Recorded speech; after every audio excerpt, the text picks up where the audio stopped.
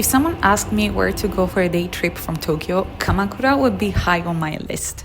It's close, it's rich in history, and it just has this charm that makes you feel like you stepped into another time. I left pretty early, winter days are short, and I wanted to make the most of the light. Plus, being a morning person helps. But as if I wasn't already excited, one of the employees at my go-to tea shop in Shinjuku turned out to be from Kamakura. We had the most biased conversation ever, and by the time I hopped on the train, I was already convinced this was going to be a perfect day.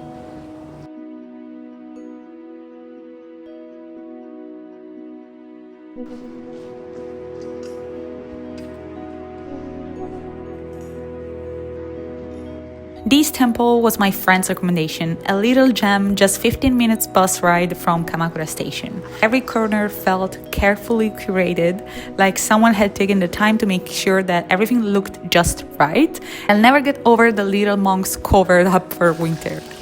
There is something about temples in colder seasons that just hits differently. Quieter, more reflective, like as if the world slows down with you.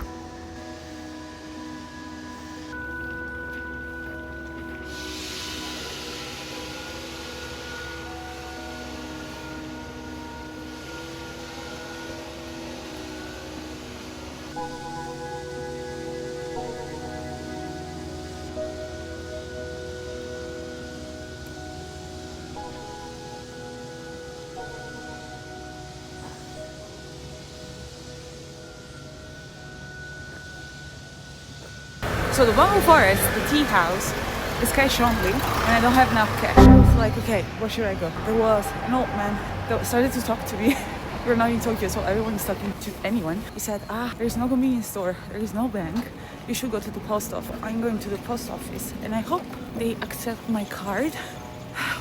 It's too early for me to think about something, to be honest. But I need to buy a stamp, so this is a blessing in disguise. I need to buy a stamp.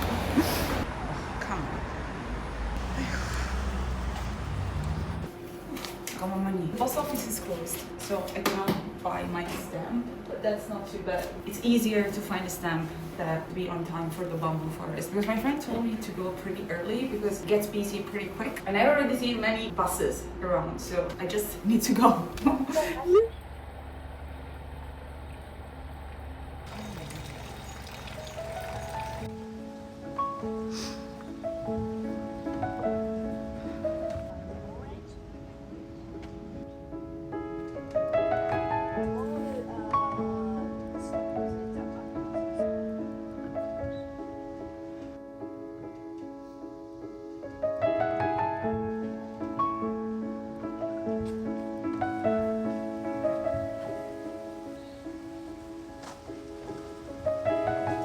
This part felt unreal. If you haven't been to Arashiyama but you want to experience walking through a bamboo grove, this is the place. The morning light filtering through the trees made it feel almost cinematic. And to make it even better, I got to experience matcha in its purest form. Ceremonial grade usucha in a traditional tea house. Sitting there, taking it all in, I couldn't think of a better way to start the day.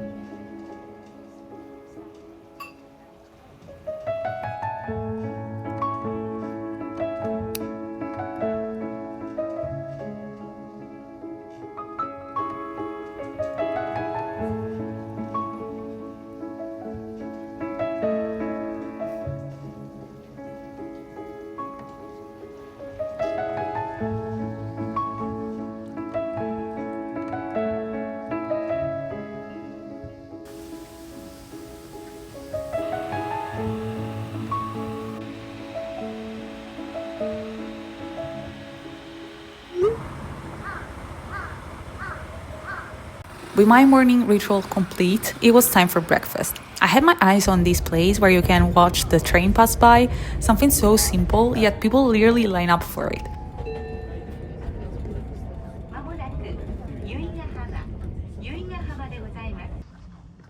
So I was in the right place. I was bracing for a crowd, but lucky girl syndrome was in full effect. I walked in and I was literally the only customer.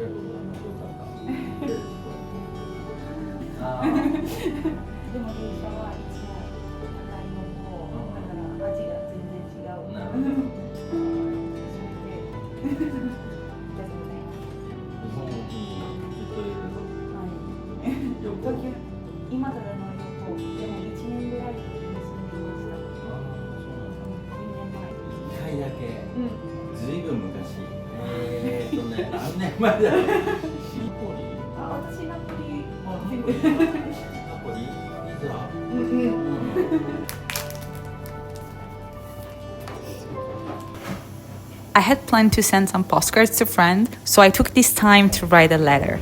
I wanted to buy a stamp in Kamakura, somehow it felt like it would add even more meaning, but I had to settle for what I had. Sometimes it's just the thought that matters more than the details.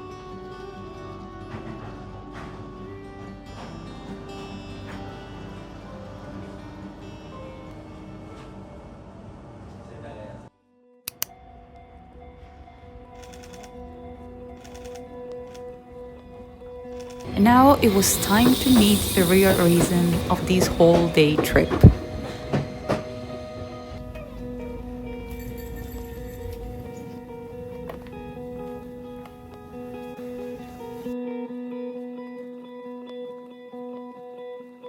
This has to feel like the weirdest thing I have done. Like, come on, come on.